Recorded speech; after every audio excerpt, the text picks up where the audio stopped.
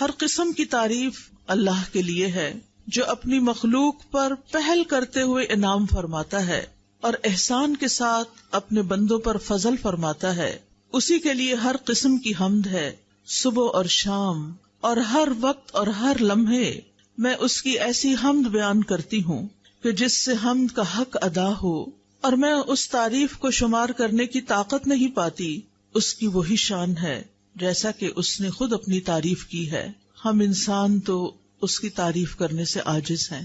ہم اس کو پہچاننے کا بھی پورا حق ادا نہیں کرتے، تو تعریف کا حق کیسے ادا کر سکتے ہیں؟ تو ہم اللہ سبحانہ تعالیٰ سے دعا کرتے ہیں کہ وہ ہمیں توفیق دے کہ ہم اس کو جانیں، اس کو پہچانیں، اس پر ایسا ایمان لائیں جیسا ایمان لانے کا حق ہے، اور اس کی بات کو اور اس کی ذات کو ایسی اہمیت دیں جیسی اہمیت دینے کا وہ حقدار ہے.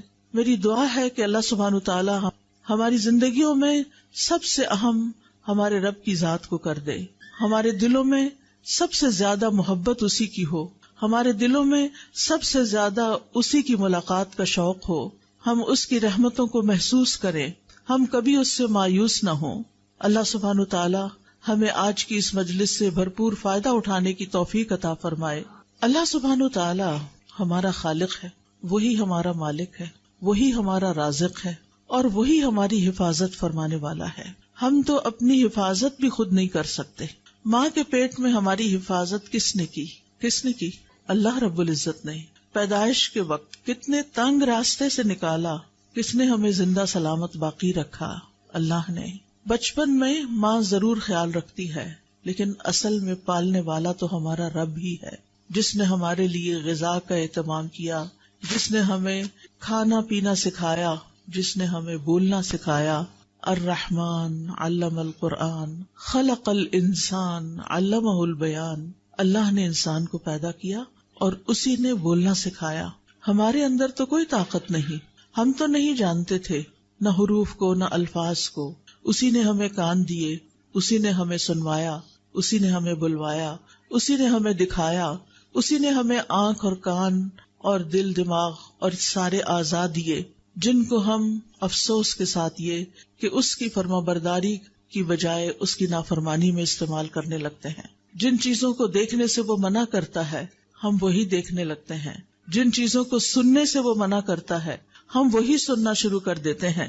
لیکن اس کے باوجود وہ ہم پر اپنی رحمت فرماتا ہے، اور جو کچھ اس نے ہمیں دے رکھا ہے اس کو دیے رکھتا ہے، چاہے ہم اس کی مرضی کے مطابق استعمال کریں یا اس کی مرضی کے خلاف استعمال کریں. اللہ سبحانہ تعالیٰ سب کی حفاظت کرتا ہے، لیکن اپنے مقرب بندوں کی، اپنے پیارے بندوں کی خاص حفاظت کرتا ہے. اللہ سبحانہ تعالیٰ ہمیں اپنے خاص بندوں میں شامل کر لے. اللہ سبحانہ تعالیٰ ہمیں قرآن والوں میں شامل کر لے. اللہ سبحانہ تعالیٰ ہمیں السابقون الاولون میں شامل کر لے، جو نیکیوں کی طرف سب سے پہلے رغبت کرتے ہیں، جو نیکیوں کے کاموں میں جلدی کرتے ہیں. یسارعون فی الخیرات رغبا ورہبا. یہ پیغمبروں کی خصوصیت اللہ تعالیٰ نے بتائی ہے کہ وہ نیکیوں میں، خیر کے کاموں میں بہت جلدی کرتے تھے، کبھی رغبت سے، کبھی رہبت سے، کبھی امید کے ساتھ، کبھی خوف کے ساتھ. اللہ سبحانہ تعالیٰ صرف ہماری حفاظت نہیں کرتا، بلکہ وہ تو زمین و آسمان کی حفاظت کر رہا ہے. وہ تو بل کے اندر ایک چیونٹی کی بھی حفاظت کرتا ہے، اس کو بھی خوراک دیتا ہے. وہ تو اس بڑے آسمان کی جو ہمارے اوپر چھایا ہوا ہے ایک چھت کی طرح بغیر ستونوں کے، اس کی بھی حفاظت کرتا ہے کہ وہ ہمارے اوپر ٹوٹ کے گر نہ پڑے. اللہ سبحانہ تعالیٰ ان تمام چیزوں کی اپنی رحمت اور خاص رحمت کے ساتھ حفاظت فرما رہا ہے. وَيُمْسِكُ السَّمَاءَ أَن تَقَعَ عَلَى الْأَرْضِ إِلَّا بِإِذْنِهِ إِنَّ اللَّهَ بِالنَّاسِ لَرَءُوفٌ رَحِيمٌ. اور وہ آسمان کو یوں تھامے ہوئے ہے کہ وہ اس کے اذن کے بغیر زمین پہ گر نہیں سکتا. بلا شبہ اللہ بندوں پر بڑا ہی شفقت کرنے والا، بڑا ہی مہربان ہے. اور یہ حفاظت اس کے لیے کچھ مشکل کام بھی نہیں، اس پر کچھ بوجھ بھی نہیں. اللہ سبحانہ تعالیٰ پوری کائنات کی حفاظت فرما رہا ہے. وہ ستاروں اور سیاروں کو بھی ہم پہ گرنے نہیں دیتا. سورج، چاند، ستارے ہمارے اوپر سے گزر جاتے ہیں. اللہ سبحانہ تعالیٰ نے ان کو ایسے نظام میں باندھ کے رکھا ہوا ہے کہ ان میں سے کوئی بھی سرتابی کر کے ٹوٹ کے نیچے نہیں آتا. اور جو ستارے اس کے حکم سے ٹوٹتے بھی ہیں، فضا میں گرتے بھی ہیں، الحمدللہ ہمارے اوپر ان کی بارش نہیں برستی کہ ہم رات سوئے پڑے ہوں اور اوپر سے کوئی ایسی چیز آ کے گرے کہ صبح اٹھ ہی نہ سکیں. کس طرح اللہ تعالیٰ جاگتے میں بھی اور سوتے میں بھی ہماری حفاظت کرتا ہے. پھر اللہ سبحانہ تعالیٰ اپنے مومن بندوں کی شیطان سے بھی حفاظت فرماتا ہے. شیطان جو ہمارا ازلی ابدی دشمن ہے، کس طرح اللہ سبحانہ تعالیٰ نے ہمیں اس سے بچا کے رکھا ہوا ہے. وہ ہمیں اللہ سے دور لے جانا چاہتا ہے اور ہم اللہ کی باتیں سننے کے لیے اس کو چھوڑ کر شوق در شوق ایسی محفلوں میں آ کے بیٹھ جاتے ہیں اور اپنی زندگیوں کو اس کی راہ میں وقف کرتے ہیں، اس کا دین سیکھتے ہیں. یہ اس کی مدد اور اس کی رحمت کے بغیر ہو ہی نہیں سکتا. لہٰذا اللہ اپنے خاص بندوں کو شیطان سے بچا کر ان کے دلوں میں ایمان پیدا کر دیتا ہے اور ایمان کی محبت پیدا کر دیتا ہے، ایمان کو ان کے دلوں میں سجا دیتا ہے. وَلَكِنْ حَبَّبَ إِلَيْكُمُ الْإِيمَانَ وَزَيَّنَهُ فِي قُلُوبِكُمْ. اللہ نے ایمان کو تمہارے دلوں میں محبوب بنا دیا اور اس نے ایمان کو تمہارے دلوں میں سجا دیا. شیطان تو کبھی یہ کام نہ کرنے دیتا. اگر اللہ سبحانہ تعالیٰ کی خاص رحمت نہ ہوتی، پھر اللہ سبحانہ تعالیٰ جہاں ہماری دنیا کی مصلحتوں کی حفاظت کرتا ہے، اللہ سبحانہ تعالیٰ ہمارے دین اور ایمان کی حفاظت بھی فرماتا ہے. گمراہ کرنے والی خواہشات اور گمراہ کرنے والے شبہات اور شکوک سے بھی اور شیطان کے وسوسوں سے بھی ہمیں بچاتا ہے. اللہ سبحانہ تعالیٰ کا خاص شکر ہے کہ اس نے ہماری عقل کی حفاظت کی ہے کہ ہم بات سمجھ پاتے ہیں. اس نے ہمارے صحت کی حفاظت کی ہے کہ ہم اپنے کام چل پھر کے کر سکتے ہیں. اس نے ہماری قوتوں کی حفاظت کی ہے کہ ہم دیکھ سکتے ہیں، سن سکتے ہیں، بول سکتے ہیں، ہم بہت سے کام کر سکتے ہیں، چیزیں اٹھا سکتے ہیں، رکھ سکتے ہیں. اور اس میں آپ دیکھیے کہ خاص طور پر اللہ کے جو خاص بندے ہوتے ہیں جو اپنے اعضاء کو اللہ سبحانہ تعالیٰ کی رضا کے کاموں میں لگاتے ہیں، ان کی کس طرح اللہ تعالیٰ مدد فرماتے ہیں. ابو طیب الطبری کے بارے میں آتا ہے کہ وہ 100 سال کی عمر سے بھی زیادہ آگے بڑھ گئے تھے، لیکن وہ اپنی عقل اور قوت سے فائدہ اٹھا سکتے تھے، یعنی ان کی عقل برقرار تھی. عام طور پر تو یہ ہوتا ہے نا، جو لوگ بوڑھے ہونے لگتے ہیں ان کا حافظہ کمزور ہو جاتا ہے، وہ بھولنے لگتے ہیں اور بعض اوقات وہ بالکل بیکار ہو جاتے ہیں. انہوں نے کشتی سے زمین پہ چھلانگ لگا دی تو اس پر سب نے کہا کہ یہ آپ نے کیا کیا ہے، اس عمر میں چھلانگیں تو نہیں لگاتے. تو انہوں نے کہا یہ وہ اعضاء ہیں جن کی ہم نے بچپن میں اللہ کی نافرمانیوں سے حفاظت کی، تو آج اللہ تعالیٰ نے بڑھاپے میں بھی ہمارے اعضاء کو سلامت رکھا ہوا ہے. تو اگر ہم چاہتے ہیں کہ ہم جتنا بھی جئیں ہماری ان ساری نعمتوں کی حفاظت ہو، تو پھر ہمیں اللہ کی اطاعت میں جینا ہوگا. اللہ سبحانہ وتعالیٰ ہی کا خاص فضل ہے کہ وہ ہمارے مال اور اولاد کی حفاظت فرماتا ہے، اور خاص طور پر نیک بندوں کے. سورۃ کہف آپ پڑھتے ہوں گے ہر جمعے کو، اس میں یہ آیت آتی ہے نا، اما الجدار فکان لغلامین یتیمین فی المدینۃ وکان تحتہ کنز لہما وکان ابوہما صالحا. اور دیوار کی بات یہ ہے، وہ دیوار جسے خضر علیہ السلام نے، وہ گر چکی تھی تو اسے دوبارہ بنا دیا تھا، حالانکہ اس بستی والوں نے انہیں کھانا نہیں دیا تھا، پھر بھی انہوں نے وہ دیوار بنا دی ان کے لیے بغیر کسی قیمت کے. تو اس دیوار کا قصہ یہ تھا کہ وہ 2 یتیم لڑکوں کی تھی جو اس شہر میں رہتے تھے، اور اس دیوار کے نیچے ان کے لیے خزانہ مدفون تھا، اور ان کا باپ ایک نیک آدمی تھا. تو باپ کی نیکی کی وجہ سے اس کے فوت ہونے کے بعد اس کی اولاد کے خزانے کی وراثت کی حفاظت کی جا رہی ہے. لیکن آج ہم دیکھتے ہیں کہ جب مال حرام سے کمایا جاتا ہے اور حرام جگہوں پہ خرچ کیا جاتا ہے اور اولاد کو بھی حلال حرام کی تمیز نہیں سکھائی جاتی، تو پھر آپ نے دیکھا ہوگا، سنا تو ہوگا کہ کس طرح اولاد باپ کے مرنے کے بعد اپنے ہی باپ کی چھوڑی ہوئی وراثت پر لڑ لڑ کے مرتی ہے، اور کیسے کیسے جھگڑتی ہے، اور کیسے کیسے وہ آپس میں پھر ایک دوسرے کے گلے کاٹتے، اور بعض اوقات قتل و غارت تک نوبت آ جاتی ہے. لیکن اگر انسان اپنی زندگی کو اللہ کی اطاعت میں گزارتا ہے تو اس سے نہ صرف یہ کہ زندگی میں فائدہ ہوتا ہے، بلکہ مرنے کے بعد بھی اللہ تعالیٰ غائبانہ طریقے سے اولاد کی بھی حفاظت کرتا ہے اور مال کی بھی حفاظت کرتا ہے اور اس کام کی بھی حفاظت کرتا ہے جو آپ اپنی زندگی میں کرتے ہیں. اس حفاظت کے لیے آج میں آپ کو ایک دعا سکھاؤں گی اور اس کا مطلب بھی بتاؤں گی، تاکہ ہم اس دعا کو اپنی زندگی میں شامل کریں اور اللہ تعالیٰ ہماری قوتوں کی حفاظت فرمائے، اور پھر یہ حفاظت ہمارے مرنے کے بعد بھی جاری رہے. میرے پیچھے کہیے، اللہم متعنی بسمعی وبصری واجعلہما الوارث منی وانصرنی علی من ظلمنی وخذ منہ بثأری۔ اے اللہ تو مجھے میری سماعت اور میری بصارت سے مستفید ہونے کا موقع عطا فرما اور ان دونوں کو میرے لیے وارث بنا دے، اور مجھ پر ظلم کرنے والے کے خلاف میری مدد فرما اور تو اس سے میرا انتقام لے۔ صحابہ کی کثیر تعداد نے اس دعا کو روایت کیا ہے۔ یہ حدیث ابو ہریرہ رضی اللہ عنہ، جابر بن عبداللہ رضی اللہ عنہ، علی بن ابی طالب رضی اللہ عنہ، عائشہ رضی اللہ تعالی عنہ، سعد بن زرارہ رضی اللہ عنہ، انس بن مالک رضی اللہ عنہ اور دوسرے صحابہ نے اس دعا کو روایت کیا ہے کہ رسول اللہ صلی اللہ علیہ وسلم اپنے رب سے یہ دعا کیا کرتے تھے۔ تو صحابہ بھی اس دعا کو پڑھتے تھے اور ہمیں بھی دعا پڑھنی چاہیے۔ دعا کا مطلب کیا ہے؟ اللہم متعنی بسمعی و بصری۔ یہاں لفظ متع استعمال ہوا ہے۔ سم تو کان کو کہتے ہیں، بصر آنکھ کو کہتے ہیں۔ اللہم کا مطلب یا اللہ۔ تو نیا لفظ کیا ہے؟ متع۔ متع، متع یمتع تمتیع، متاع سے ہے۔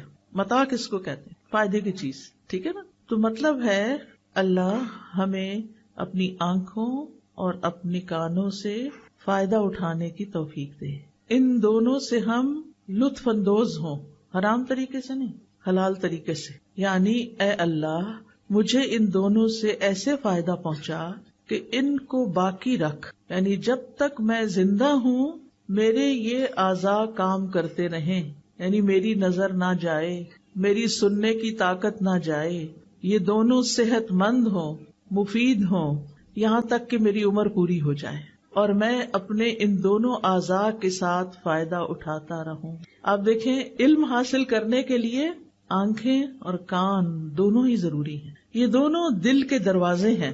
ہم آنکھوں سے دیکھتے ہیں، پڑھتے ہیں اور دل میں اتارتے ہیں، یا پھر کانوں سے سنتے ہیں اور دل میں اتارتے ہیں۔ دل میں علم جمع نہیں ہو سکتا جب تک کہ ہم اپنی آنکھوں اور کانوں کو استعمال نہ کریں۔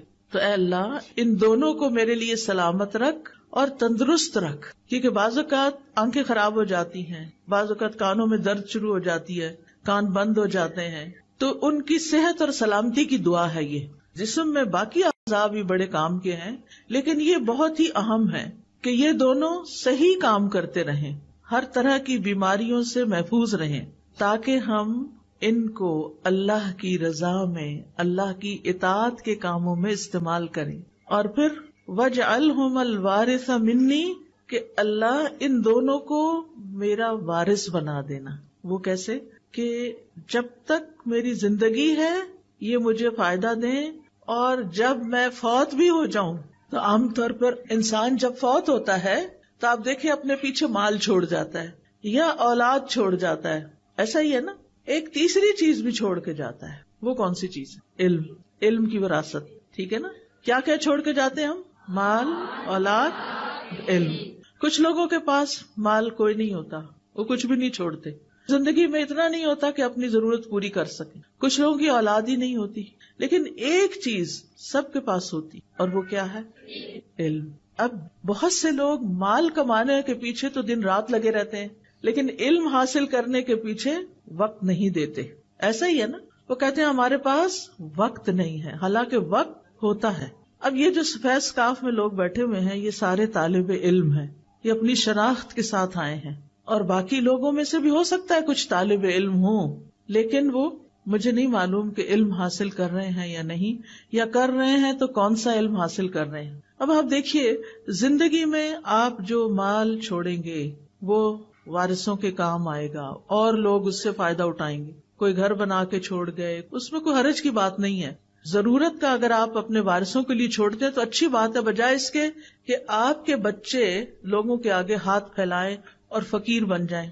دین نے منع نہیں کیا کہ آپ مال نہ چھوڑیں وراثت میں، لیکن صرف مال ہی چھوڑیں یہ ٹھیک نہیں۔ اسی طرح اولاد کو اگر آپ چھوڑتے ہیں اور آپ نے ان کی اسلامی تربیت نہیں کی، وہ آپ کے کسی فائدے کے نہیں آپ کے مرنے کے بعد، بلکہ اگر انہوں نے غلط کام کیے اور آپ کی غفلت کی وجہ سے کیے تو آپ کی پوچھ ہوگی، کیونکہ اللہ تعالیٰ کا حکم کیا ہے، یا ایھا الذین آمنوا قوا انفسکم واہلیکم نارا، اے لوگو جو ایمان لائے ہو اپنے آپ کو اور اپنے گھر والوں کو آگ سے بچاؤ. یعنی ان کو ایسی نصیحت، ایسی تعلیم، ایسی تاکید ضرور کریں کہ وہ ان کاموں کو نہ کریں جو آگ میں لے جانے والے ہیں. پھر آپ دیکھیے تیسری چیز جو آنکھوں اور کانوں سے حاصل ہوتی، اور وہ علم ہے. اگر وہ آپ نے حاصل کیا اور کسی کو سکھا گئے، کسی کو پڑھا گئے، کسی کو دے گئے، کوئی کتاب لکھی یا لوگوں کو ویسے تیار کیا، ان پر محنت کی، ان پر مال خرچ کیا کہ وہ پڑھ جائیں، کچھ بچوں کے لیے آپ نے جگہ بنا کے دی، کچھ کی فیس دی، کچھ کو کتابیں لے کر دی. اب یہ ساری چیزیں، یہ جو آپ کام کر رہے ہیں، یہ صدقہ جاریہ کا کام ہے. اپنے ہی مال کا ایک حصہ جو اولاد کے علاوہ آپ نے نیکی کے کام کے لیے چھوڑا. اور زندگی میں آپ نے اپنے آنکھوں اور کانوں کو استعمال کر کے جتنا بھی دین کا علم حاصل کیا، قرآن کا علم حاصل کیا، پھر آگے آپ نے اس کو سکھایا، پڑھایا، لوگوں پر محنت کی، وہ آپ کی وارث بنے گی، وہ لوگ آپ کے وارث ہوں گے. اور سلسلہ شروع کہاں سے ہوا تھا؟ آنکھوں اور کانوں سے. تو اس دعا میں ہم کیا مانگتے ہیں کہ اللہ ان دونوں کو میرا وارث بنا دے. مرنے کے ساتھ ہی آنکھیں تو بند ہو جاتی ہیں، کان بھی نہیں سنتے، تو پھر کیسے وارث بنیں گے؟ وراثت تو مرنے کے بعد ہوتی ہے نا، زندگی میں تو وراثت نہیں ہوتی. وراثت تو وہ چیز ہوتی ہے کہ جو ہم مرنے کے بعد چھوڑ کے جاتے ہیں. تو اگر ہم نے دوسروں میں انویسٹ کیا، دوسروں میں اپنا علم انویسٹ کیا، اس کی مثال کیا ہے؟ مثلاً ایک چھوٹے سے بچے کو آپ نے سورت الفاتحہ سکھا دی جو اس کو پہلے نہیں آتی تھی، پھر آپ نے اس کو اس کا ترجمہ بھی بتا دیا، اس نے سورت بھی یاد کر لی، اس کا ترجمہ بھی یاد کر لیا. ایک حرف قرآن کا پڑھنے سے کتنی نیکیاں ملتی ہیں؟ 10. اور اگر آپ وہ کسی اور کو سکھا دیتے ہیں تو جتنی دفعہ وہ پڑھتا ہے اس کو بھی 10 مل رہی ہیں، 10 آپ کو بھی مل رہی ہیں. اب یہ بچہ 80 سال کی عمر تک زندہ رہتا ہے اور ہر روز دن میں 5 نمازوں کا پابند ہو گیا، کیونکہ آپ نے اس کو نماز کی پابندی بھی سکھا دی. کہ آپ نے 7 سال کی عمر میں اس کو یہ چیزیں سکھائیں، اس نے نماز شروع کر دی، وہ 80 سال تک نماز پڑھتا رہا، سمجھ کے پڑھتا رہا. وہ دن میں کم سے کم بھی اگر فرض پڑھے جائیں تو 17 فرض ہیں، 17 دفعہ اس نے ہر روز سورت فاتحہ پڑھی. ایک دفعہ سورت فاتحہ کے حرف گن کے دیکھیں کتنے سارے ہیں. وہ سارے حرف ان کو 10 سے ملٹی پلائی کریں کہ ایک دفعہ سورت فاتحہ وہ بچہ پڑھتا ہے تو آپ کو کتنی نیکیاں مل جاتی ہیں. اور دن میں 17 دفعہ، اور پھر وہ 80 سال پڑھتا رہا. آپ اپنی قبر میں سوئے ہوئے ہیں، وہ بچہ آپ کے علم کا وارث بنا ہوا ہے، وہ اس کو استعمال کر رہا ہے. آپ نے اس پر احسان کیا تھا، اب وہ احسان واپس آپ کی طرف آ رہا ہے. ان احسنتم احسنتم لانفسکم. آپ دیکھیے ہم سب مسلمان ہیں، ہم سب کو سورۃ فاتحہ تو آتی ہے نا، قل ھو اللہ احد تو آتی ہے نا. آپ دیکھیے کوئی گلی بازار ایسا نہیں مجھے دکھائی دیتا کہ جہاں بچے فارغ پھرتے نظر نہ آئیں. کوئی دکانوں پہ بےچارے غریب بیٹھے ہوئے ہیں، کوئی گلی بازاروں میں پھر رہے ہیں، ان کو کوئی پوچھنے والا نہیں، ان کی ماؤں کے پاس بھی علم نہیں، ان کے لیے کوئی مدرسہ نہیں، ان کے لیے کوئی گھر نہیں، ان کے لیے کوئی استاد نہیں. جبکہ اتنے مسلمانوں کو نماز تو آتی ہے نا. اگر اور کچھ نہیں آپ کر سکتے تو کچھ بچوں کو نماز ہی سکھا دیں اور نماز کا ترجمہ ہی سکھا دیں. کتنی بڑی وراثت چھوڑ کے جائیں گے آپ. اور اگر آپ ان کو ناظرہ قرآن پڑھا دیں اور پھر جب ناظرہ ختم کر لیں تو ساتھ ترجمہ، لفظی ترجمہ سکھا دیں. ضروری نہیں کہ ہر بندہ پورا عالم بنے، وہ پورا تفہیم دین کورس کرے، ہر ایک کے لیے پاسبل نہیں ہوتا. لیکن قرآن کی تلاوت تو سب نے کرنی ہوتی ہے نا روز، اللہ کا کلام ہے. تو اگر آپ خود پڑھا رہے ہیں بہت اچھا، اگر آپ نہیں پڑھا سکتے آپ انتظام کریں جگہ جگہ، جہاں آپ کے رشتہ داروں کے گھر ہیں، جہاں کہیں کہ اپنے گھر کا ایک حصہ، ایک کونا چند بچوں کے لیے مختص کرو. ایک ٹیچر مقرر کرو جس کی آپ ٹریننگ کریں، آپ اس کی تنخواہ دیں، وہ جم کے بچوں کو پڑھائے. وہ بھی آپ کا مال بھی لگ رہا ہے اور آپ کی ہدایت بھی وہاں جاری ہے. یہ بھی آپ کے وارث بن جائیں گے کیونکہ آپ نے انتظام کیا، آپ نے محنت کی، آپ نے ان کو شوق دلایا، آپ نے مال خرچ کر کے ٹیچر مقرر کی. 1-2 گھنٹے کے لیے شام کے وقت میں جب بچے اسکولوں سے آ جاتے ہیں، اپنے بچوں کو بھی بٹھا لیں، گلی محلے ہمسائے کے بچوں کو بھی بلا کے بٹھا لیں، ایک ٹیچر کا انتظام کر دیں. آپ خود سوچئے کہ آپ نے کتنا بڑا نفع کمایا، کیا کچھ پا لیا. اور کرتے کرتے اگر ہم سب جتنے بھی لوگ اس حال میں ہیں اگر سب یہ کام شروع کر دیں، میرا نہیں خیال کہ ہری پور کا کوئی ایک بچہ بھی جاہل رہ جائے گا. لیکن ہم نہ اپنا وقت دیتے ہیں، نہ اپنا مال لگاتے ہیں، اور نہ ہی اس طرف توجہ کرتے ہیں کہ یہ ہے خزانہ جو ہمیں ساتھ لے کے جانا ہے، یہ ہے وہ نعمت جو قبر میں ہمارے پیچھے ہمارے کام آئے گی. تو وَاجْعَلْهُمَ الْوَارِثَ مِنِّي، اللہ میرے ان دونوں حواس کو مرتے دم تک سلامت رکھنا کہ میں ان سے تیری کتاب پڑھتی رہوں، پڑھاتی رہوں. پھر اسی طرح وَانصُرْنِي عَلَىٰ مَن يَظْلِمُنِي، اور اے اللہ تو میری مدد فرما اس کے مقابلے میں جو مجھ پہ ناحق زیادتی کرے. کیونکہ بعض اوقات لوگ جن کے پاس تھوڑی سی بھی طاقت ہوتی ہے ہمیں کمزور سمجھ کر ہمارے اوپر ظلم کرتے ہیں. یہ مختلف طرح کے ظلم ہو سکتے ہیں. مختلف طرح کے کیا ظلم ہو سکتے ہیں کہ بعض لوگ آپ کو ایموشنلی بلیک میل کرتے ہیں اور آپ پہ ظلم کرتے ہیں، بعض آپ کا مال چھین لیتے ہیں، بعض آپ کی وراثت کا حصہ چھین لیتے ہیں، بعض لوگ آپ کے اوپر ناحق الزام لگاتے ہیں. آپ نے کوئی غلط کام کیا نہیں ہوتا اور وہ کیا کرتے ہیں، وہ آپ کے اوپر جھوٹے الزام لگا دیتے ہیں اور ہم کچھ بھی کر نہیں پاتے. ہم مظلوم، یا اللہ، پھر کس کو پکارتے ہیں؟ اللہ کو پکارتے ہیں، یا اللہ تو ہی ہے ہمارا، تو ہماری مدد فرما اور اس ظلم کے مقابلے میں تو میرا ساتھ دے. اس لیے یہ دعا بڑی ہی ضروری ہے. اور ظلم کی کئی قسمیں ہوتی ہیں، صرف مار دھاڑی ظلم نہیں ہوتا. کسی کو بلیک میل کرنا، کسی کے اوپر جھوٹے الزام لگانا، یہ ساری چیزیں ظلم میں آ جاتی ہیں.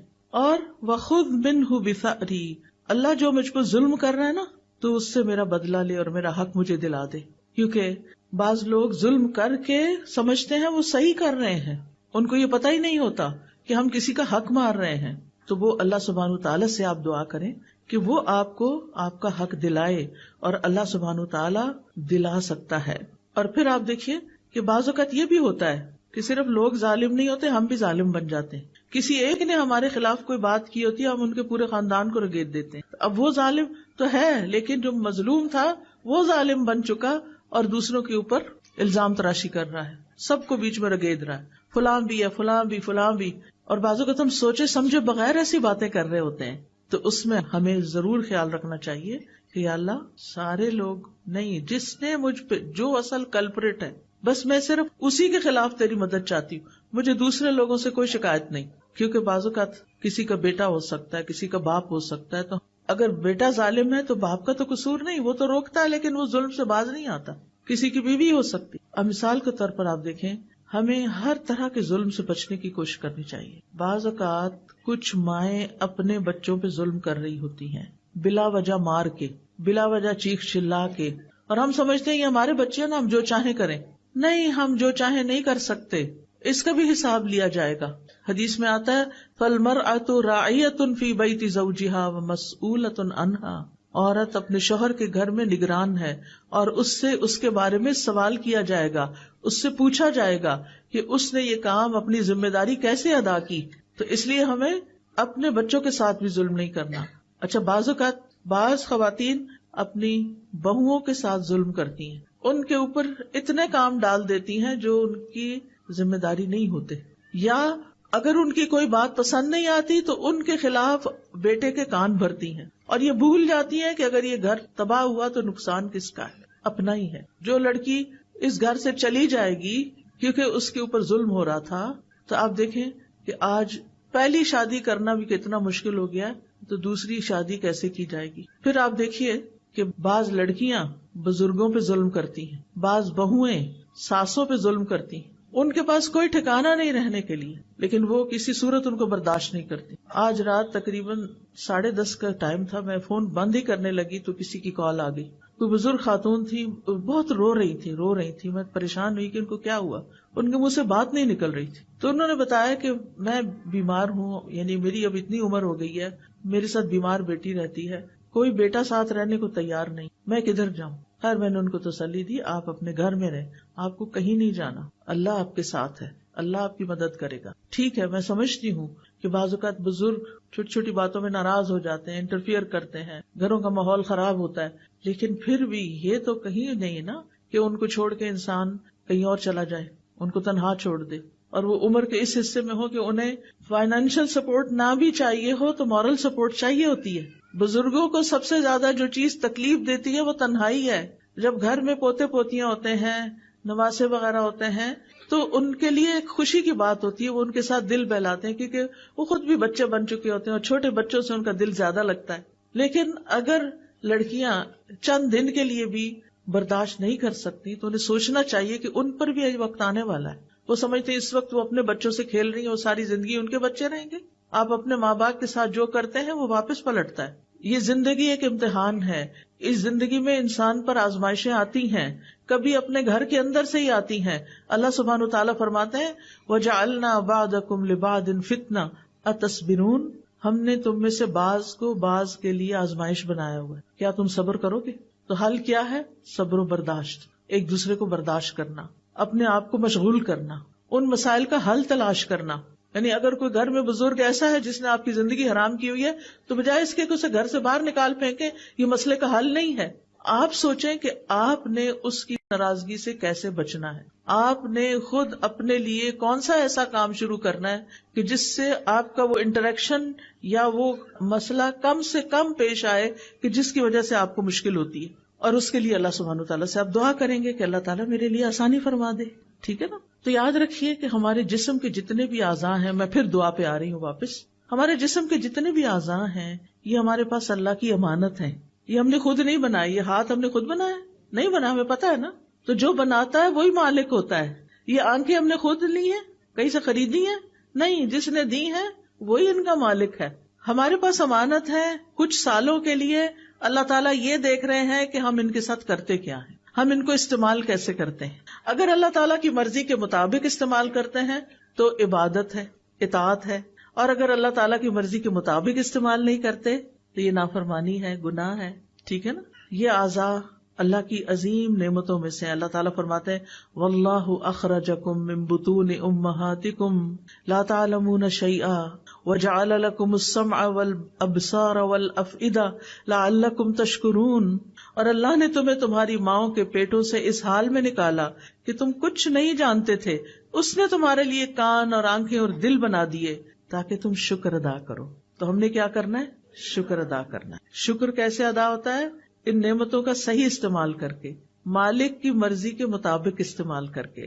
کانوں سے ہم کیا کچھ سنتے ہیں، کتنا کچھ سنتے ہیں، اور وہ سب کچھ ہمارے اندر جا رہا ہوتا ہے. آنکھوں سے ہم کیا کچھ دیکھتے ہیں، وہ سب کچھ ہمارے اندر جا رہا ہوتا ہے. یہ ہمارے دل کے ساتھ کنیکٹڈ ہے. اسی لیے ایک آنکھیں ظاہر میں ہیں اور ان کے پیچھے جہاں یہ کنیکٹ ہوتی ہیں وہاں دل کی بھی آنکھیں ہیں اور دل کے بھی کان ہیں. کچھ لوگ صرف ظاہری آنکھوں سے چیزوں کو دیکھتے ہیں، عبرت نہیں پکڑتے، اس سے کوئی سبق نہیں لیتے، وہ صرف سامنے سامنے کے سرفیس پہ دیکھ رہے ہیں. اور کچھ لوگ چیزوں کو دل کی آنکھ سے دیکھتے ہیں، گہرائی سے دیکھتے ہیں، سبق لیتے ہیں، اللہ کو پھر یاد کرتے ہیں.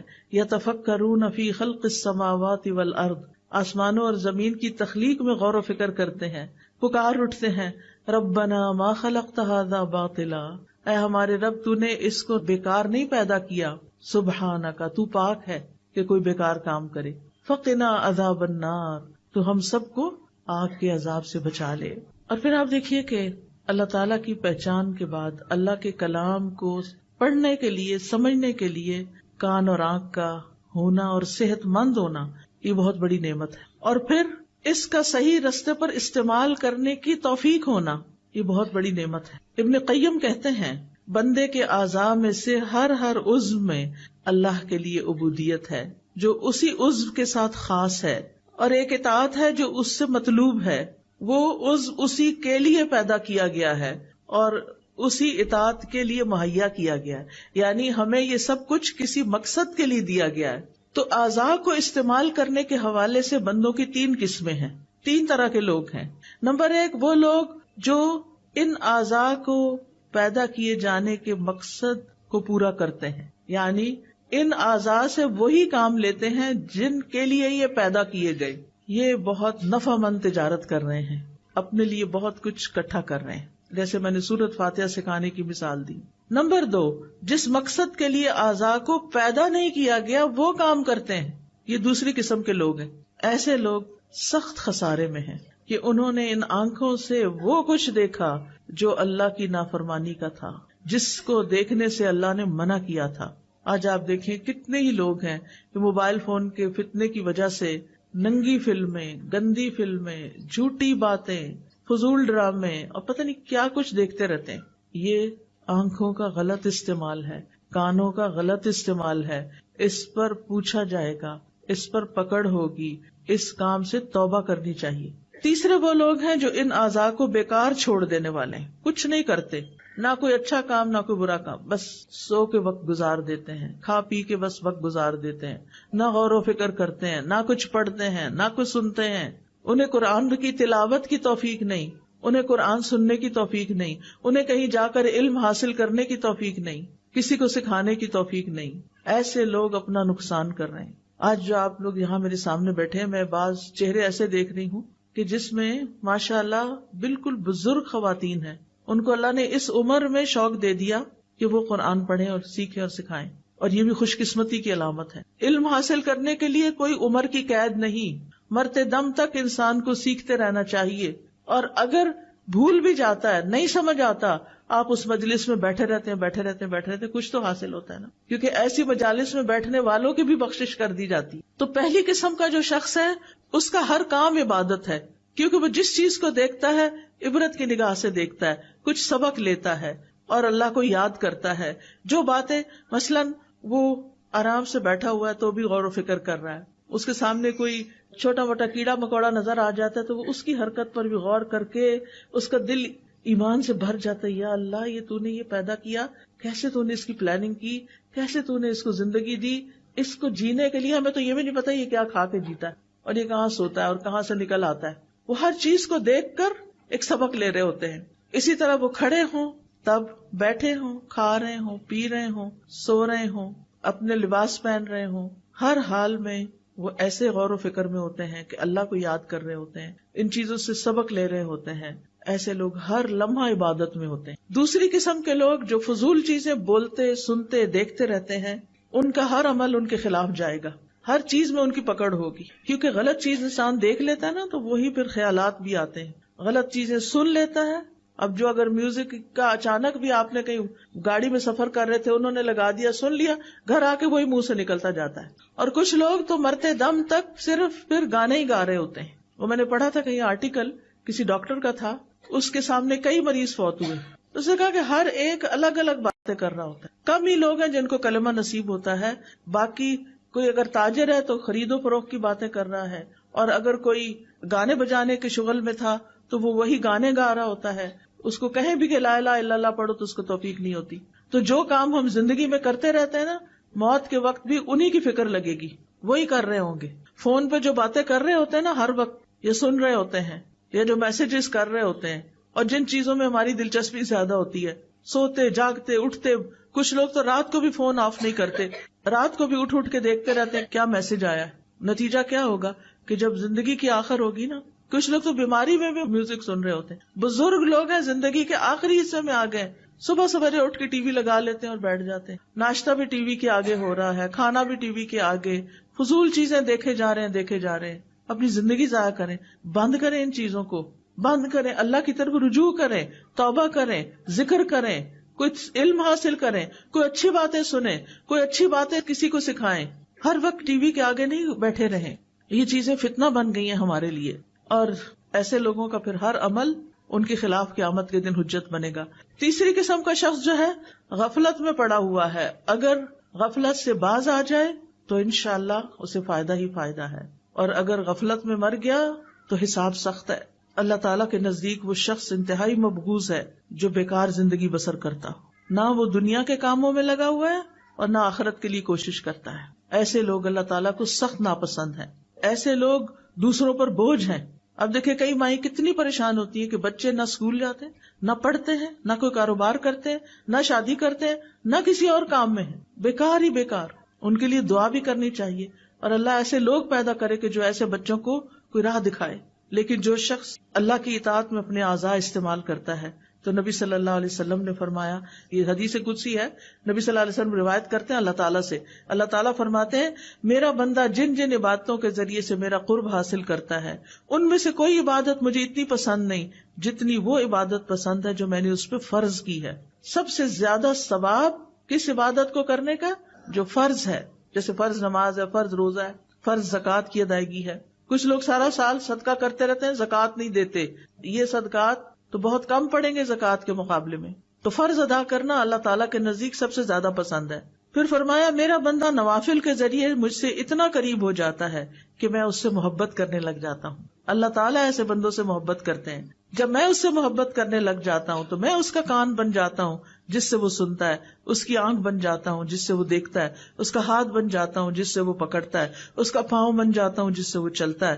اگر وہ مجھ سے مانگے تو میں اسے دیتا ہوں، اگر وہ مجھ سے پناہ کا طلبگار ہو تو میں اس کو پناہ دیتا ہوں. اور میں کسی چیز میں تردد نہیں کرتا جس کو میں کرنے والا ہوتا ہوں جو مجھے مومن کی جان نکالنے کے وقت ہوتی.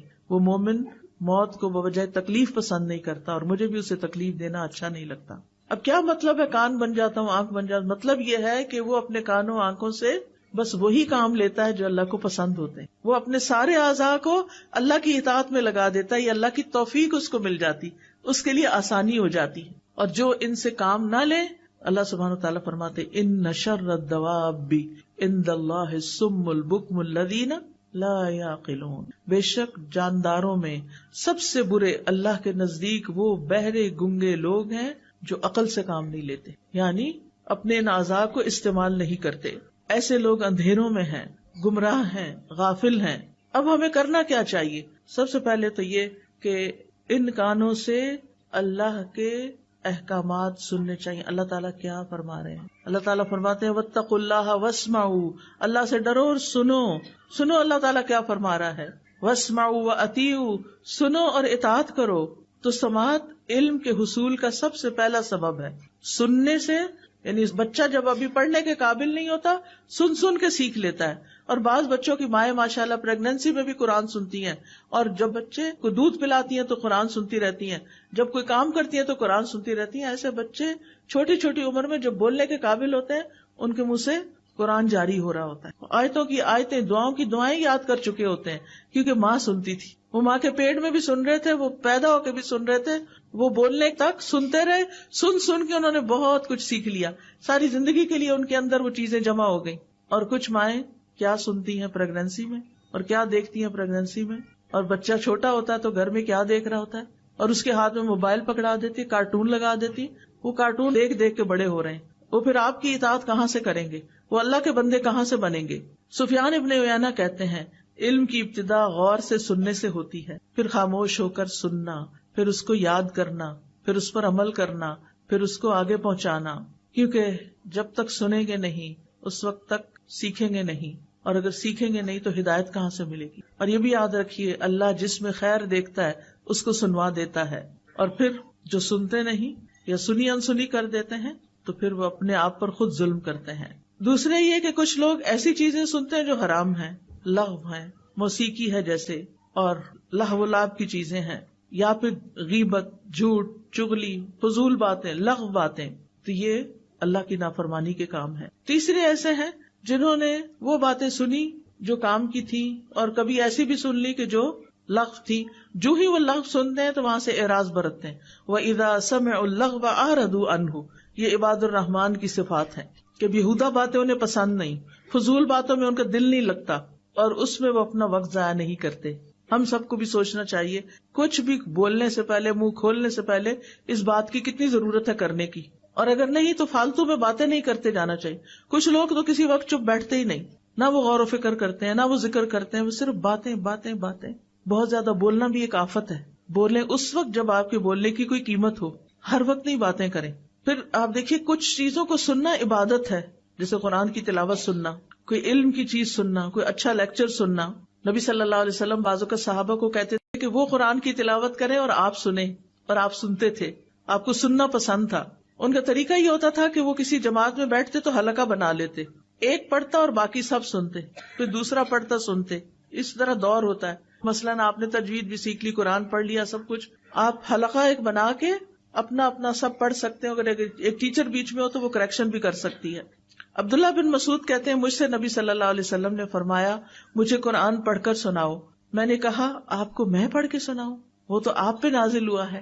آپ نے فرمایا میں دوسرے سے سننا چاہتا ہوں. اس لیے قرآن سننا ایک عبادت ہے. آپ بھی ضرور سنا کریں، کچھ وقت نکالا کریں کہ آپ تلاوت سنیں اور خاموشی سے سنیں.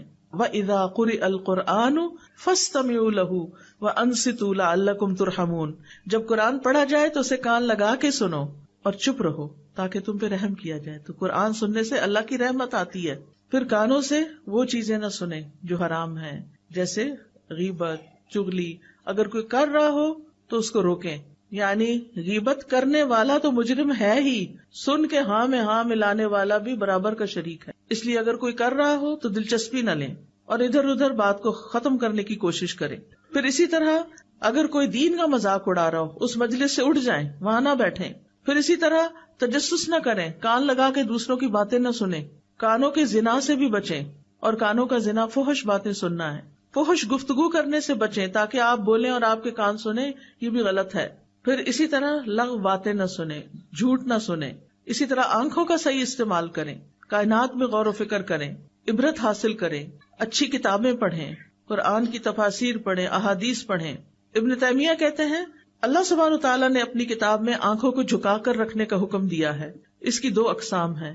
پہلی، پردے کے لائق مقام کو دیکھنے سے نظر جھکانا، یعنی عورتوں کو نہیں دیکھنا چاہیے. دوسری، شہوت کے مقام کو دیکھنے سے نظر جھکانا، یعنی کسی کی شرمگاہ کو نہیں دیکھنا چاہیے. آنکھ کا بھی حساب ہوگا کہ کہاں کہاں کیا دیکھتے رہے. لہٰذا ایسی تصویریں بھی نہ دیکھیں کہ جو ننگی ہوں، جس میں دوسروں کی عورت نظر آ رہی ہو. حرام چیزوں کی طرف نہ دیکھیں، فحش ویڈیو، فحش تصاویر. پھر اسی طرح غیر محرم مردوں کو نہ دیکھیں. کوئی ضرورت کی بات ہو تو کر لیں، ورنہ خواہ نہ دیکھتے چلے جائیں. اپنی نگاہیں جھکا کے رکھیں. اور اسی طرح مرد بھی، کیونکہ دونوں کے لیے اللہ تعالیٰ نے الگ الگ حکم دیا، عورتوں کو بھی دیا، مردوں کو بھی دیا. آنکھ کی حفاظت کرنے والے کے لیے جنت کا وعدہ بھی ہے، اور جو شخص حرام سے اپنی آنکھیں بچا کے رکھتا ہے اللہ اس کی عبادت میں لذت پیدا کر دیتا ہے. آنکھوں کو اللہ کے راستے میں جگائیں بھی، بہت زیادہ سوتے نہ رہیں. کچھ لوگ رات کو بھی سوتے پھر دن کو اٹھتے پھر دوبارہ دن کو بھی سوتے ہیں. اپنی نیند کو کم کریں. پھر اللہ کے ڈر سے روئیں بھی. قرآن کو دیکھ کر پڑھیں چاہے آپ کو حفظ ہو. نبی صلی اللہ علیہ وسلم نے فرمایا جو آدمی چاہتا ہے کہ اسے اللہ اور اس کے رسول سے محبت ہو، اسے قرآن مجید کی تلاوت مصحف دیکھ کے کرنی چاہیے. بعض اوقات ہم موبائل پہ ہی پڑھ لیتے ہیں سفر وغیرہ میں، لیکن افضل یہی ہے کہ ہم قرآن مجید سے ہی پڑھیں، اس کو دیکھ کے پڑھیں.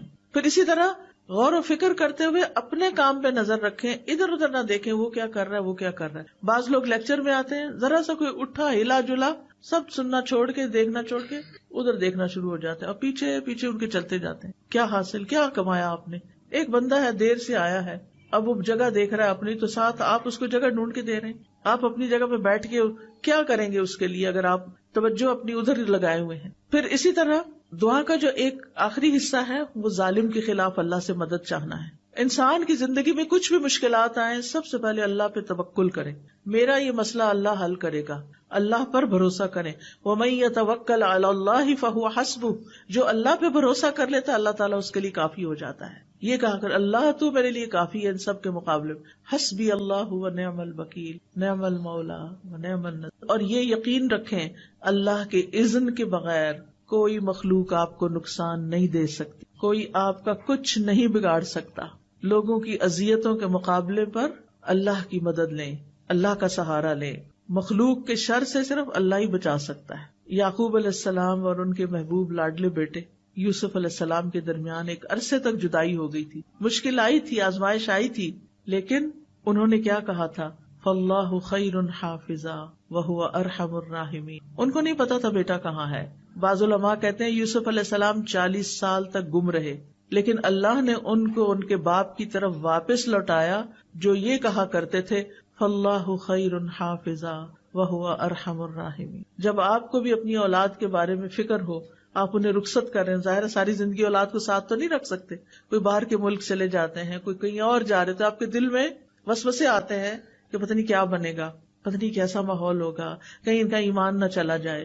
تو یہ دعا پڑھا کریں اللہ خیر حافظا وہو ارحم الراحمین. ابراہیم علیہ السلام کی حفاظت کس نے کی تھی؟ اللہ نے. آگ سے بچا لیا تھا. موسیٰ علیہ السلام کی حفاظت پانی میں کس نے کی تھی؟ اللہ نے. سلیمان علیہ السلام کی حفاظت کس نے کی تھی؟ اللہ نے. جنوں سے ان کو بچایا تھا. عیسیٰ علیہ السلام کی حفاظت کس نے کی تھی کہ ان کو ان کے دشمنوں سے بچا کے آسمان پہ اٹھا لیا تھا؟ اللہ نے. اللہ اپنے بندوں کی غیبی مدد کے ذریعے حفاظت کرتا ہے. رسول اللہ صلی اللہ علیہ وسلم کی غار ثور میں حفاظت کس نے کی تھی؟ اللہ نے. لہٰذا جب آپ دعا مانگے، آپ کو خوف ہو، خطرہ ہو دشمنوں سے، تو آپ یہ کہا کرنا اللہ جیسے آپ نے ابراہیم علیہ السلام کی حفاظت کی، جیسے آپ نے باقی ایک ایک کا نام لے کے جو میں نے ابھی آپ کو ذکر کی، اللہ میرے بچوں کی بھی ایسے ہی حفاظت فرما۔ اللہ سبحانہ تعالیٰ نے ہر بندے کی حفاظت کا ذمہ لیا ہوا ہے۔ مجاہد کہتے ہیں ہر انسان پر ایک فرشتہ مقرر ہے جو نیند کی حالت میں اور جاگتے ہوئے اس کی جنات، انسانوں اور کیڑے مکوڑوں سے حفاظت کرتا ہے۔ اور خاص طور پر اگر آپ رات کو آیت الکرسی پڑھ کے سوتے ہیں، آمن الرسول آخر تک پڑھ کے سوتے ہیں، تو آپ کے لیے فرشتے مقرر کر دیے جاتے ہیں جو آپ کی حفاظت کرتے ہیں۔